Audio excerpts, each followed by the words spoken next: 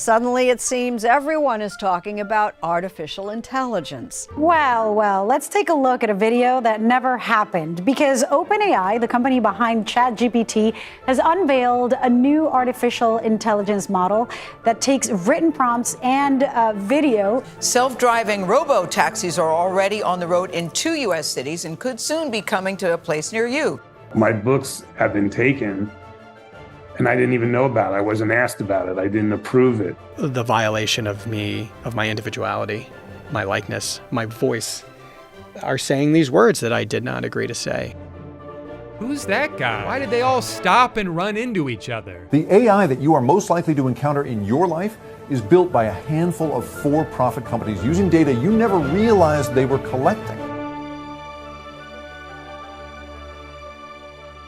So a few months ago, I'm wasting precious hours of my life away on TikTok, when suddenly I'm shown an ad for Google's AI program, Google Gemini. Okay, it can't be that hard. How about generate an image of a cat playing guitar? Is that how it works? Am I doing AI? Yeah, it just does whatever you type. This was the first commercial from a big company I'd ever seen for AI, and I was surprised by the lifestyle it pitched. What a last-minute gift ideas you can make with arts and crafts. Plan a workout routine to get bigger calves. If a girl calls me a snack, how do I reply? Yeah, that's how it works. You're doing AI. Rather than taking care of things you don't want to do, like organizing your schedule or your job, the pitch seems to be that it would help you think about your loved ones or communicate for you. But it begs the question, why do I need to use this? Couldn't most of this just be done by Googling something and finding sourced information? Is AI in its current state going to sincerely improve our lives? Or do large corporations want us to adopt it just because it's the hot new thing? What's a good excuse to cancel dinner with my friends? We're literally sitting right here. There's no wrong way to prompt. Yeah, you're doing it. There's no wrong way to prompt. It does whatever you type. Prompt your prompt in the prompt bar. And since that ad, the floodgates have burst open with AI advertising. I now constantly see AI commercials from Meta, Google, and other companies on TV. My neighborhood has been invaded by self-driving Ubers. So you know what? I want to know what life looks like when someone tries to apply this technology in its current state in as many ways as possible. But I take a while to make videos, so let's get back to earlier this summer. Over the last year, we've all been constantly bombarded by new AI programs. We've got ChatGPT from OpenAI, Meta AI from Meta, Google Gemini, and many more. During this time, it seems like anything that a computer does is now being branded as artificial intelligence. But one of the main introductions and advertisements for AI is its ability to generate images. Generate an image of a cat playing guitar. Imagine a treehouse. In a big oak tree with a porch and a ladder. Imagine Little Italy in 1954. Oh, there it is. Wow, it's amazing. Anything that your heart desires. Do you want to see a super cool guy? Well, yeah, I guess this is what Google Gemini gives you. Now, I'm headed to Chicago for the weekend, so I thought I'd ask Gemini to generate images of the city before I go. Now, it gave me 4 images, 3 of which are weird, messed up photos of the Chicago skyline. I don't know what this is supposed to be. The 4th image was just this photo of a deep dish pizza. I said generate images of Chicago, and it gave me this as the 4th one. Now, we all know deep dish is famously made with its crust, tomato on top of the crust, cheese on top of the tomato, tomato on top of the cheese, and then cheese on top of the tomato with pepperoni on top of the cheese. Sounds like a regular deep dish pizza to me. Once we were there for the weekend, we started off by grabbing a picnic blanket, beers, and watching some 4th of July fireworks. One of the most classic ways to enjoy the summer as an American. But could it be improved on? The crowd was focused on the dazzling light show in front of us.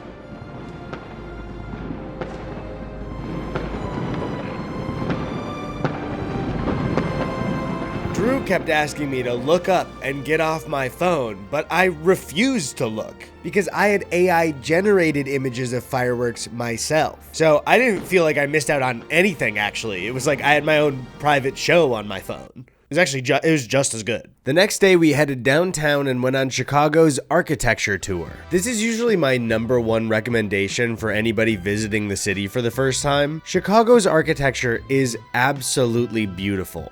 Each building comes with its own artist and story of how it was constructed, when it fit into the city, what was happening at the time. Thousands of human hands and lives touched each individual building. Every detail on every building was individually constructed and crafted by human choices. These things make the skyline a beautiful mosaic of art, architecture, engineering, construction, and a history of over 100 years. All of these aspects and human lives beautifully swirling down a funnel that feeds an AI image model that can spit out its own version of the skyline, with random new buildings that have no stories, that have no individual touch to them. But they popped up on my phone and it's almost like I made them. Finally, we ended the weekend at the Lincoln Park Zoo.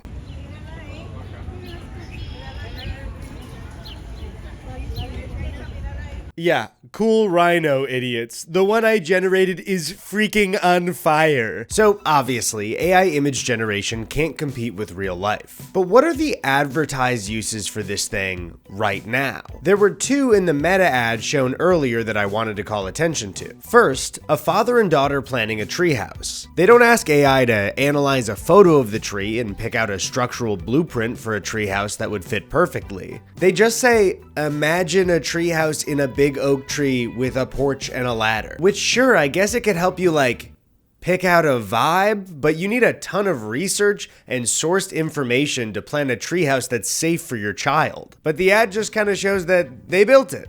They looked at this photo and then they just built a treehouse. You could also just Google information about a treehouse in a big oak tree, and not only will you get people's experience and planning and information that'll help you, you also get visual representations of what it could look like. But the one I have a much bigger problem with is the other example in the Meta commercial. Here, a younger man, assuming a grandson, asks Meta to imagine Little Italy in 1954. AI image generation in its current state gives you a fictional image based on visual and contextual information that it's been fed. So when you're looking for a photo of a real time in history, you should not be using AI. Here's a photo of Little Italy in 1974 taken by Eddie Hausner for the New York Times. There is so much information to learn just from one photo of the past. Just on a surface level, you can see how someone worked, what the fashion in the area was like at the time, items that stores were selling, what graphic design and signs looked like at the time, building architecture, hell, even what awnings looked like for all my awning heads out there. Real information about a real moment in time with real people captured by a talented photographer. This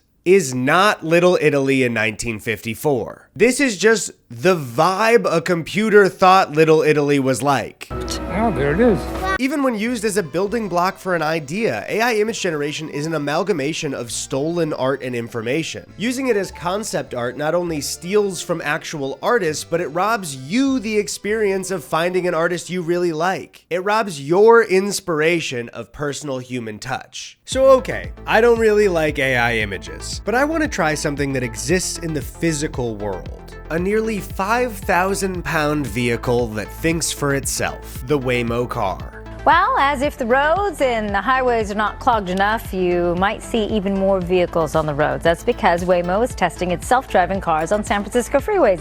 Startup Waymo moving forward with expanding its robo-taxi service here in LA, despite ongoing concerns over the safety of these autonomous vehicles. These were originally Google's self-driving autonomous vehicle in 2009 until it was spun off and established as Waymo in 2016. And because of my proximity to them, I can call one right now, get in the car with my physical body, and take a deep exhale. Really breathe outward into the car. After my COVID quarantine and a negative test, I was ready to stop spewing my COVID germs and go back to spewing my regular germs in a Waymo car. But first, a quick word from the sponsor of this video. I fell down a well. Don't ask. This video was sponsored by CookUnity. CookUnity is the first chef-to-consumer platform delivering freshly prepared, pre-selected meals right to your door weekly. Which sounds tasty. I could really use some food down here. CookUnity chefs offer up a wide range of meals with over 7 different dietary preference filters, including vegan, paleo, and gluten-free options. The meals are delivered fully cooked, so all you have to do is heat them up. And their subscription service is super flexible, so you can pause, cancel, or skip weeks at any time. They sent me a few meals including Southern fried chicken with spicy honey and buttermilk mashed potatoes by Chris Rattel from New York. I also got an eggplant parm dish, some chicken katsudon, and a couple more. All of the dishes were not only easy to cook, I just popped these bad boys in the oven for around 15 minutes or whatever the directions said, but they also did taste great. So go to cookunity.com/Burbach50 or click the link in the description and use my code Burbach50 to get 50% off your first order of CookUnity meals to try them out for yourself. Okay, back to the video, but just, before we cut away, if anyone could call for help or get me out of the way. Now, the current testing area for these cars stretches from downtown LA to Santa Monica, so I decided to go for a random round trip just to see what the ride was like.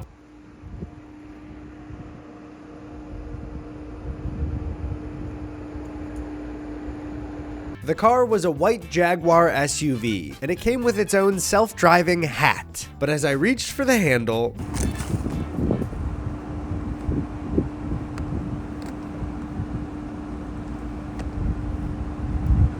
wait, how do you open this? I could not figure out how to open it. Genuinely, how do you open the car door? There was a fruit cart on the corner, and the person selling fruit absolutely laughed at me. It was like a loud laugh, like they did not care that I heard them laughing at me. But it turns out you need to go on the app and unlock the car door first. So once I did that, the handle popped out. Hey, Eddie. Hello. Once in the car and buckled up, I was ready to take my first ever self-driving taxi. Hello from Waymo. As we get going, What? Just give us 1 minute to cover a few riding tips. This experience may feel futuristic, but the need to buckle up is the same as always. So keep your seatbelt fastened, please. Other than being very uncomfortable with the fact that there was no driver in my car. So how long have you been driving for Waymo? Things were going pretty smoothly. With the limited range of where Waymo cars can go in the city right now, I decided to have it take me to the Beverly Center. I was doing a round trip, so I wouldn't leave the car. But if you've lived in LA for a long time, you'll know that the Beverly Center is a meeting place of culture, a spot where small businesses can thrive. Anytime anyone I know visits LA and they ask for spots, I give them my top 5. Santa Monica Pier, the Beverly Center, Hollywood Boulevard, the Grove, and the Americana. It's a rite of passage for LA transplants to go to small, wealthy, boring areas of the city and then go on social media to say that all of LA sucks. Anyways, back to the ride. So, when did you start driving for Waymo? We made it to the Beverly Center drop-off without any issue, and since it was a round trip, I had the option to just resume the ride again. As I went to resume the ride, I scared myself because there was a piece of lint on my pinky ring, and I thought it was a bug. After being literally so brave and getting the piece of lint off my pinky ring, I resumed the ride. However, we were in a tight parking lot, and the self-driving car decided to stop driving itself. Okay, so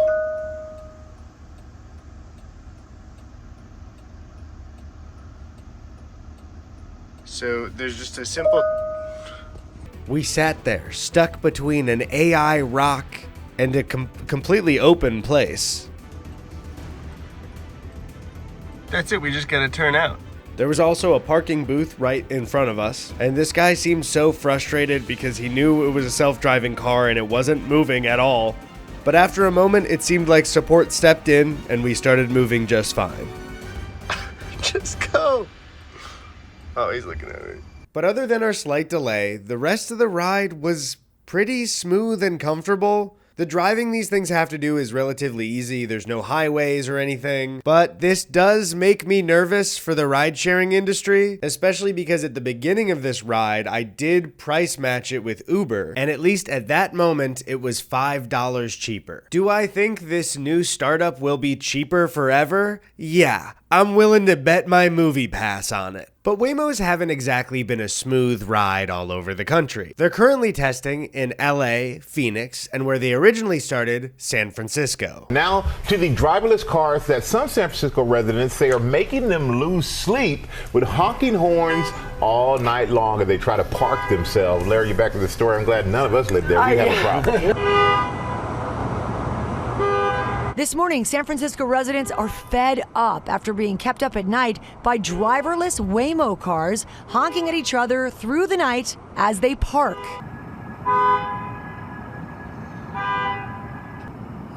It's fucking 4 a.m. Past 2 weeks, I've been woken up more times overnight than I have combined over 20 years. It's also particularly shocking to me that they can just be on the road testing when it feels like we don't have a lot of rules for that yet. There were multiple incidents of self-driving cars being pulled over by the police, and they just don't really know what to do. An officer gets out of his car to speak to the driver, only to discover ain't nobody in it.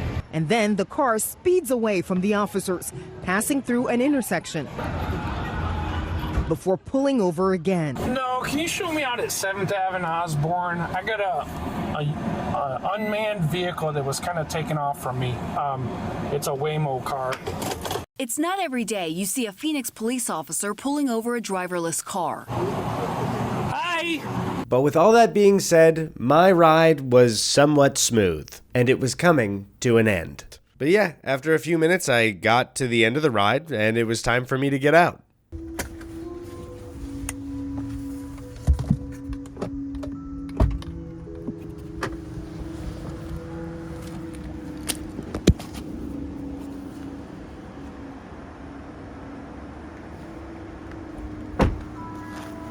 But as I entered the sight lines of the Waymo rearview mirror, I realized that it wasn't just my first autonomous taxi driving away.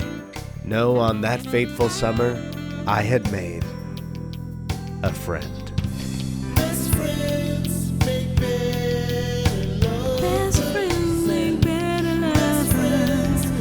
How long have you been driving for Waymo? Okay, so...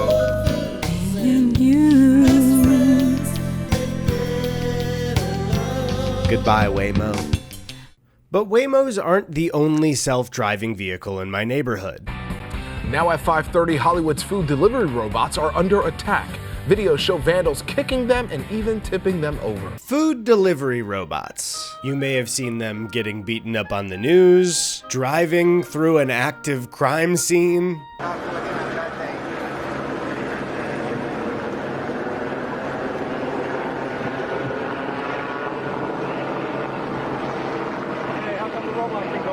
Or trying to cross the road on a red light. This is not my video, but I have seen this exact thing happen before. I watched one go out into the road on a red light, a car had to screech to a halt and honked at it, which the robot's not gonna be like, oh my God, I'm so sorry. If you're unaware, around the time of the pandemic, these little guys started driving around LA. They show up to a restaurant, lock the food in their little box body, and then drive it over to your address. But I mainly know these robots from them getting in my way while I'm on a run.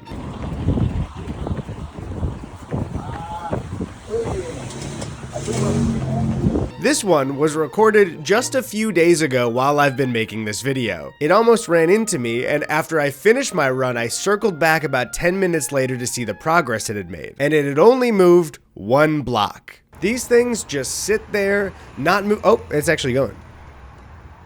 Oh, I stand corrected. It is on its way. Oh, nope, it's on its way. It's going right to the address. Oh, nope. Okay, nope. Okay, now it's going, and I think it's gonna make its way to the address just oh. And now it's going in the grass. It got stuck in the grass. But there's something glaringly obvious when you look at both of these self-driving robots. The main reason for them existing that we can't ignore. These are here to replace human work. So assuming nothing goes terribly wrong with the Waymo cars and delivery robots, these things may be the perfect example of the real crisis we'll be facing in the future. New technologies in labor have always done two things at once. One, it makes the task of labor easier to complete, sure, but two, that easy labor comes with less of a need for the number of laborers. Let's take the taxi business for example. It was all but completely destroyed by ride-sharing apps like Uber and Lyft due to convenience. Now that we have millions of ride-sharing drivers in the US alone, what happens to them if Waymo is a success? Now, I can already hear the popular argument for technological advancements in work. Well, okay, sure, people will lose their jobs, but that technology will create new jobs. Machines need engineers, people to produce and build them, people to repair them. But with the evolution of technology, and specifically the aim of AI, its convenience by definition would require less and less human work. Let's say Waymo puts all ride-sharing drivers across the United States out of work. Are they all going to become AI programmers? AI progressing will just take those coding jobs too, no? So my question is, if AI gets better, what is the plan here? Even if these people found a different job, how could you guarantee the different job wouldn't also be eaten by AI? Isn't that the whole goal of making AI more intelligent? And in fact, even on the consumer end, I've been taking a couple of Waymos over the last few weeks. How long you been driving for Waymo? Right.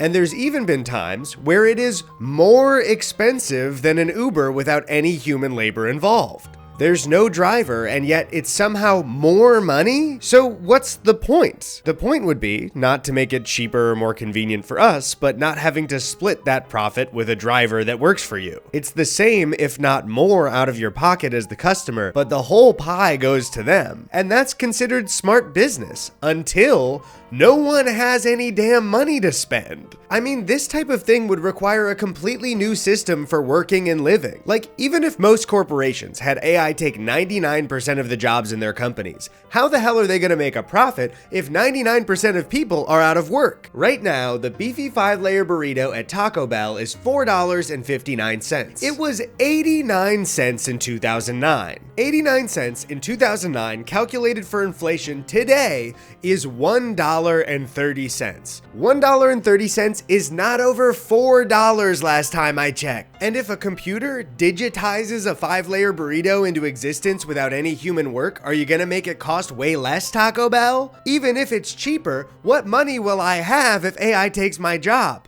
My job isn't hard. What money will any of us have? This is the most short-sighted bullshit I've ever seen. Even if you're mega wealthy, you can't keep making gains on your investments if nobody has any damn money to spend. Why would you want computers to take all our jobs? And I don't even know if AI is that good or will be that good. But what are we thinking?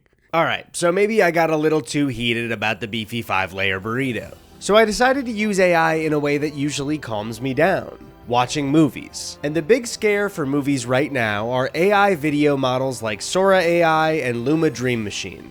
It's an AI technology that generates video from a text prompt. So you describe what you want to see briefly in a sentence or a paragraph. The system will generate what you've described. I'll be honest, I've been pretty closed off to the idea of AI being used in movies in any way. It seems like while some of it can be used as a tool, using it to replace creative work will take out the richness, detail, and hard work that's poured into every frame. But maybe I'm just afraid of change. So I decided to get cozy and sit down to watch what AI video has to offer. First, I found something called Star Wars 1950s Super Panavision 70 AI film. In a distant galaxy where the eternal struggle between light and darkness plays out among the stars, follow Luke Skywalker, a young farm boy destined for greatness.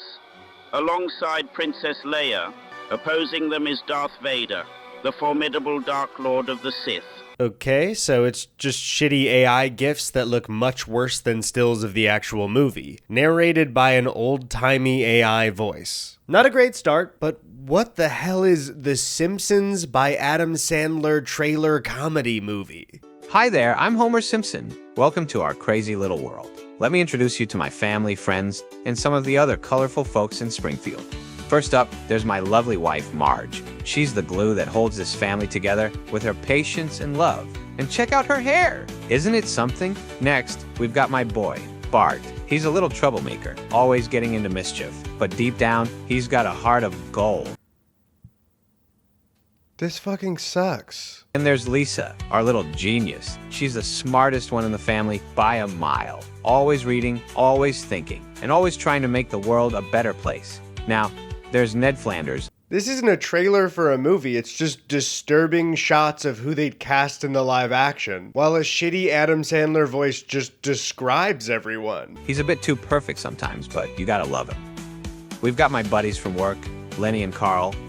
We share a lot of laughs at the power plant. And it just keeps going. What movie trailer have you seen that's like, hi, I'm Iron Man. I'm a pretty smart guy. I'm also friends with Captain America, who's really strong, but not as strong as the Hulk, who's a big green guy. Hawkeye's here. We don't really know why, but he's got a great app. The team is held together by Black Widow, who for some reason is married to Colin Jost, and I still don't get it. I mean, sure, Colin seems like a nice and funny guy, but really?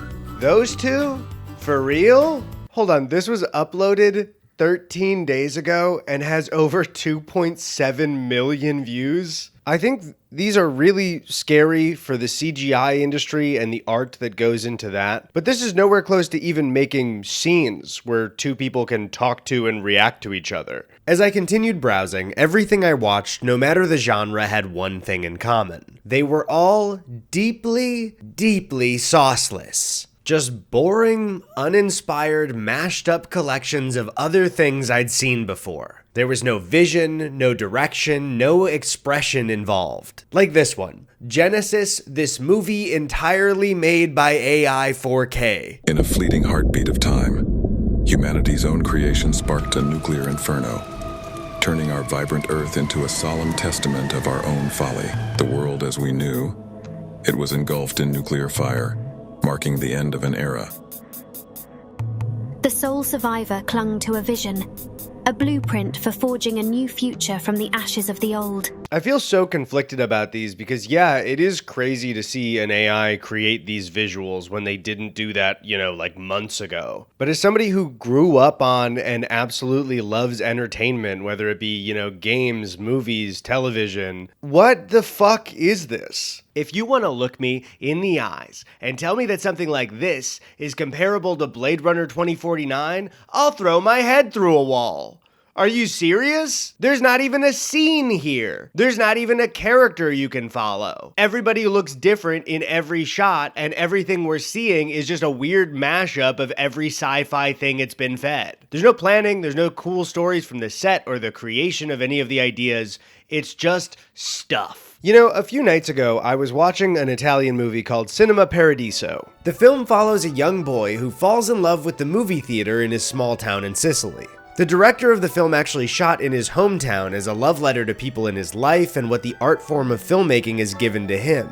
And it's not just a coming-of-age film based on his childhood. You can tell that as an artist, he's returned to his roots to realize just how important people who guide you through life can be to you, even many years later. My explanation is not doing the film justice, alright? I'm not a good writer and the movie is incredible. But that's how real artistic expression works. Any good sci-fi isn't just made to be a sci-fi movie. A collection of people, all in their own ways, are using their life experience and the experiences of those around them to express themselves. Whether that's in editing, costume design, directing, acting, writing, set design, sound. When a movie really lands with you emotionally, it's not some coincidence where an algorithm hit just the right numbers to make you cry. While searching for AI films, I did find a super short one called Poof. It's not really anything, just a series of Muppets exploding at work. But it seemed a little bit more creative than these weird computer mashups, which made sense when I looked into it, and there was a creator who at least used AI to compile a lot of aspects together to make the thing. And whether I like it or not, I'm sure using it as a tool will become more common. But I still think the more you let computers handle the art part completely on their own, the less people will connect with it. Cinema Paradiso, which I highly recommend you watch, made me cry. And I'm very grateful that everyone involved with that movie expressed themselves the way they did, when they did, and worked together to create it. I think that kind of collective human art is really special. So yeah, I think the way as a human being that movie spoke to me is gonna scratch the exact same itch as Adam Sandler's AI The Simpsons. Also, I should add that if there was a sentient AI, of course I'd be interested in the art that it would make. If it worked like a human brain but was completely different, I would be totally interested. But if you tell me that this shit is gonna replace human expression and human art, get fucking real. I'm gonna see Kristen Wiig's Marge in my nightmares tonight. And maybe in my dreams if I'm lucky. Sorry, let me go apologize to my girlfriend. The night I recorded this, I was walking to get some drinks with friends. And I had this feeling that I was being followed. And then I saw it. On my tail was a delivery robot following me for multiple blocks. It was sure to never get too close. Until finally, it made a pass at me.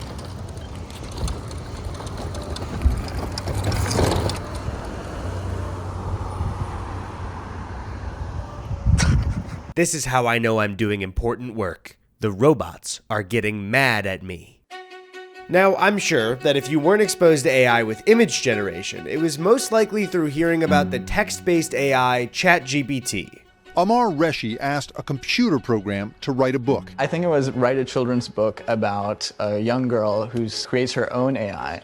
And in a weekend, Alice and Sparkle was finished. During the summer of 2022, I was vaguely hearing that some friends were starting to play around with ChatGPT 3. But when I saw it referenced online, it was pretty famous for unreliable information, which is still a problem today with ChatGPT 4, but it does sound like it's getting better. But I remember almost instantly hearing reports of students being caught using AI to write their papers. Now to a growing problem facing high schools and universities around the world, an artificial intelligence software called ChatGPT. ChatGPT, Bard, and Bing all offer free AI that can generate a college application essay in seconds, and it's sparking a growing debate.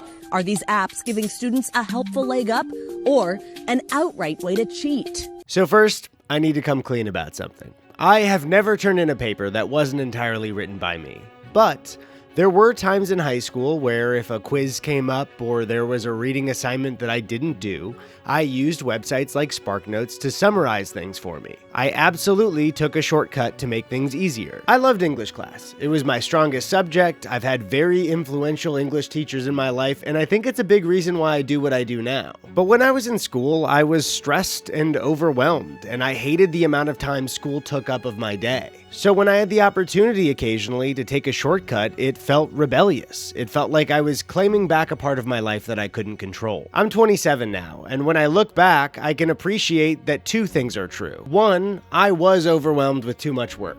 But two, every time I did that, I completely robbed myself of my own education. And what I worry is that people who are young and overwhelmed now would absolutely fall to the convenience AI offers to writing. I don't blame them. Being young is hard, but let's be clear on something. Writing is a skill that you will absolutely not be able to work on and get better at if a computer writes things for you. Also, why are young people even allowed to use ChatGPT? It just seems like a complete fucking disaster after these kids already had their education rocked by COVID. And while children are being scolded for using AI writing in school, one of the main advertising points from these big companies is to let AI help adults write things. Make this email sound more professional before I hit send. Writing tools are an example of the incredible power of Apple Intelligence. Say you're writing an email. You can change the tone to make it sound more friendly, professional, or concise.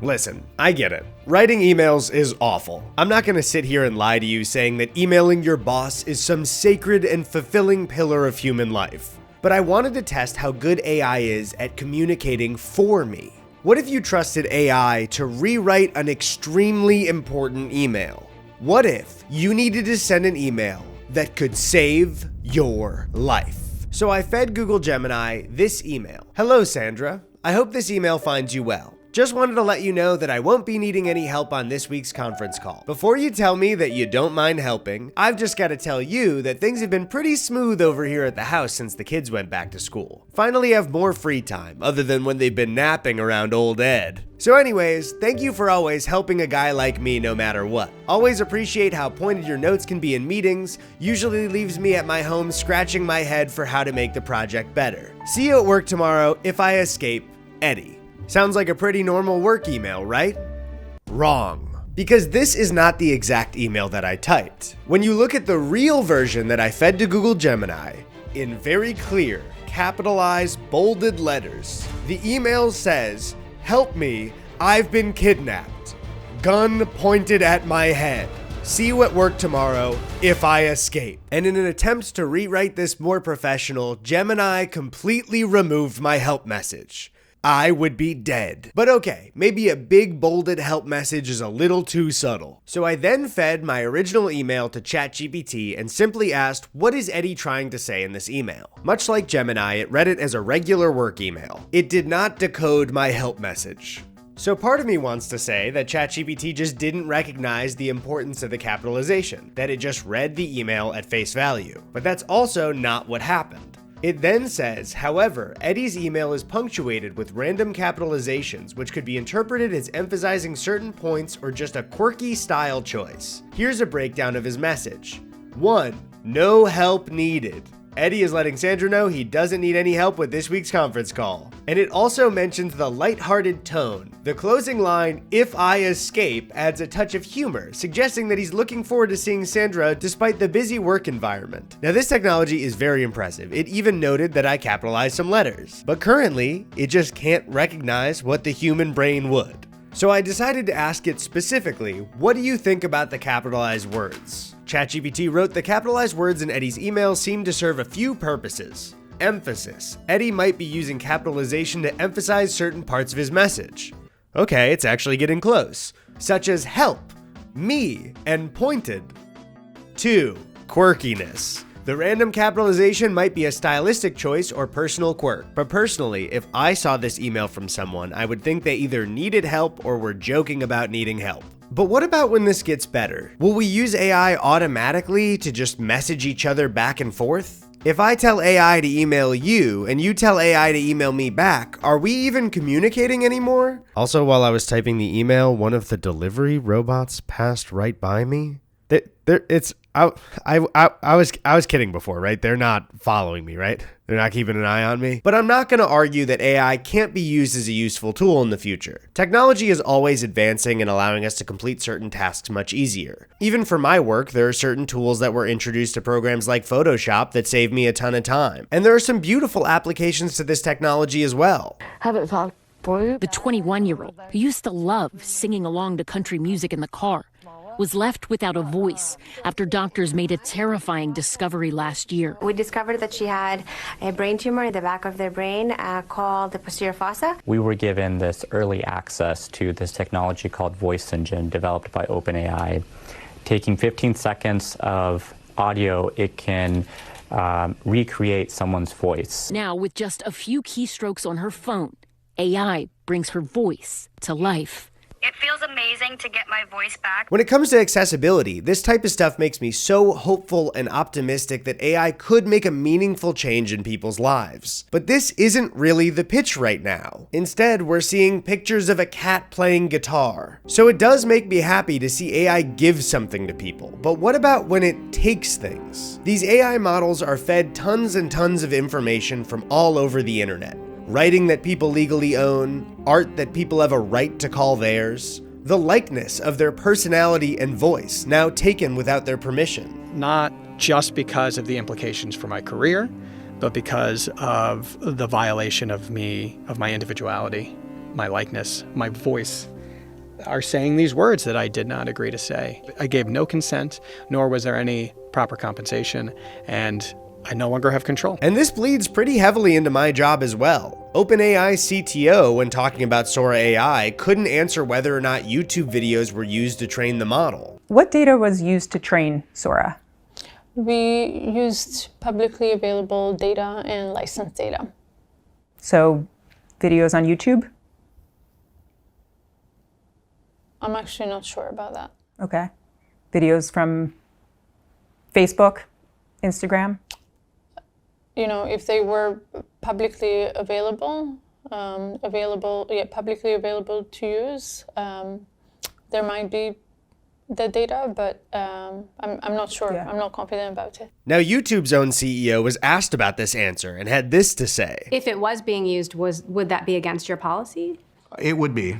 We have a clear terms of service that when again, from a creator's perspective, when a creator uploads their hard work to our platform, they have certain expectations. One of those expectations is that the terms of service is going to be abided by. But I just want to note here my own personal speculation. YouTube CEO is not saying that it is morally wrong to take people's YouTube videos to train AI models. And how does it work internally? Like, is Google using YouTube to train Gemini? Google uses YouTube content really in accordance, again, back with those terms of service or individual contracts that we might have with creators or uploaders to our platform. What he is saying is that Sora can't break their terms of service. But I ask you this, if Google slips in a new terms of service or interprets their own terms of service in a way that lets them use my videos, can they just take my stuff? I've been posting to YouTube for years before AI was a thing. It doesn't really seem like I posted that with the terms of service and knowledge that I would be training an AI model to try and replace me. It was then reported on that major tech companies, including Apple, were also buying data of YouTube transcripts from a third party that obtained them illegally. Proof News actually created a tool where you can search for what video transcripts were stolen, and while none of my videos are there, my friend Drew Gooden, who was in this video earlier, had 3 of his show up in the results. Not only is this a complete rip of scripts that Drew works hard on, not only is it a form of stealing his likeness and voice, but we both also pay a service for a human being to hand type the captions to our videos. We pay for a person to go in and make the captions more accessible for people. So they're also stealing work that is being paid for directly. All of this scraping of data makes it very difficult for me to feel good about AI making an image or video for me. It feels like letting it help write my emails is built off of secret stolen information. And the final tipping point for me was when I was watching the Olympics this summer, and I saw an ad from Google for Google Gemini called Dear Sydney. My little girl's always been a runner, just like me. I've always thought she was following in my footsteps. Hey, go get her, baby. But lately, she's been looking up to someone else. She might even be the world's #1 Sydney fan. And like Sydney, she's focused on her technique. Good job, baby. Accelerate out the curve. High knees. There you go. She wants to show Sydney some love, and I'm pretty good with words, but this has to be just right. So Gemini, help my daughter write a letter telling Sydney how inspiring she is. And be sure to mention that my daughter plans on breaking her world record one day. She says, sorry, not sorry.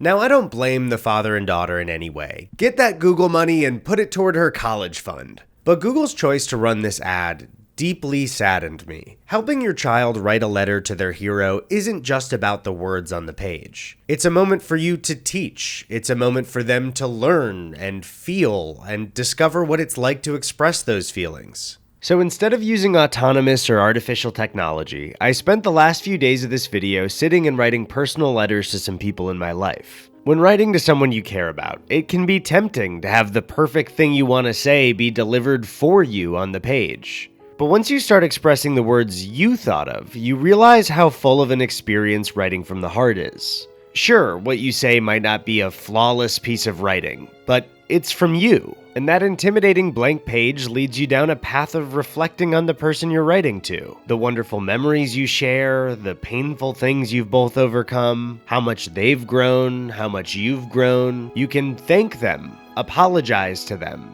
laugh, cry. And if you're like me, you're probably gonna cry a lot more than you laugh, if I'm being honest. When you put a part of yourself into anything you do, it's not just about the finished product. The experience can help you grow. It's a way to connect with others. To put it simply, it's what living life is all about, in my opinion. Life is full of real problems and stressors that I do sincerely hope technology can help solve. But these little moments in between are being stolen from us and branded as convenience. This last year has given me an awful, sinking feeling that technology is trying to take away these simple joys in life. Take away what is real and tangible. Like the little ways we express ourselves is slowly slipping through our fingers. But another part of me feels like that's not fully possible. I think there's something in us that recognizes and appreciates things made by others. When it comes to ourselves, though, it can be hard to take that first step into anything. So when technology comes along and offers an easier option, it can feel like a no-brainer. But to give complete control of human creation and connection over to a program owned by the largest corporations in the world feels like a step too far. We've given them our money and our attention and our time, and that wasn't enough. Now, pieces of us that we hold dear are being stolen without our permission. And maybe, if AI in the future works as intricately as a human brain, we can have a different conversation about that. But if the current sale is taking everything personalized and individual, everything human, mixing it into a slop and serving it back to us, then I'm not buying.